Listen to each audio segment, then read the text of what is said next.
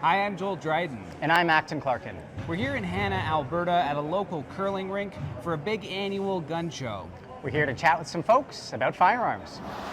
Hanna is in the rural riding of Battle-River Crowfoot, a long-time Conservative stronghold. There's a federal by-election happening here in a couple weeks.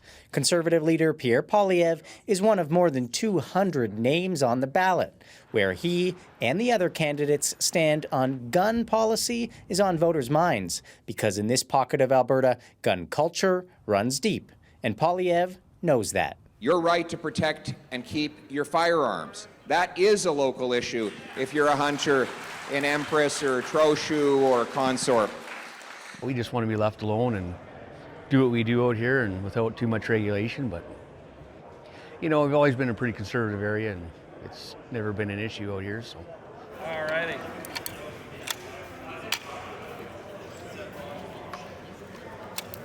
It's just a way of life around here. Vendors come together, come out and sell their stuff to each other, and the area that comes out, we got guys coming from Manitoba, BC, Yukon sometimes. It's not like they're out to harm anybody or sell to someone who's bad, but it's a business for them. So I got like all different kind of guns, rifles, I got shotguns. This is my third year here in Hanna.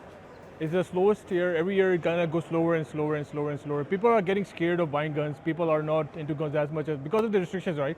He's talking about federal firearms restrictions. A 2023 law cemented a freeze on handgun sales. Ottawa also banned more than 1,500 models of assault-style guns in 2020 and expanded the list to over 2,000 models last year.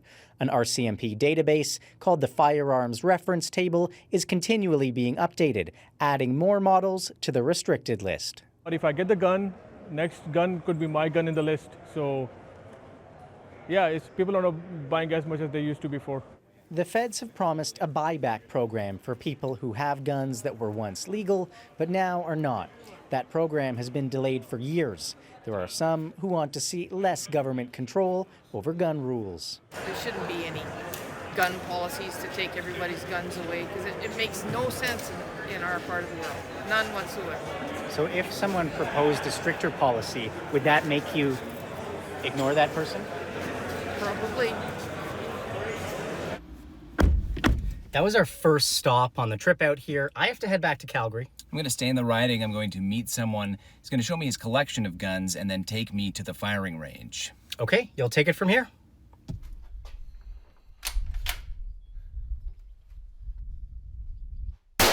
Meet decades-long gun enthusiast Dave Collins. My first paycheck, I bought a shotgun, a 12-gauge Remington. A former competitive shooter who now likes to hunt and even makes his own ammunition. This one's my main goose hunting gun. I bought it about 2014, I guess it would be. And it's done a lot of work over the years. Part of why I moved here is because this is a really good bird hunting area. Okay. Collins is no fan of federal firearms policies, and he thinks it will factor into the upcoming election, citing the unique realities of living in rural Alberta. So until you get around and start circulating around the countryside, you really don't develop a picture of that stuff. You know, here's the rest of the world, folks. When it comes to guns, Battle-River Crowfoot can feel like a different world to outsiders. Hunting, sport shooting, and gun collecting are part of lots of people's lives. The riding is over 52,000 square kilometers, with more than 80,000 people living in small cities, towns, and villages. On August 18th, they'll vote, and guns will be on people's minds.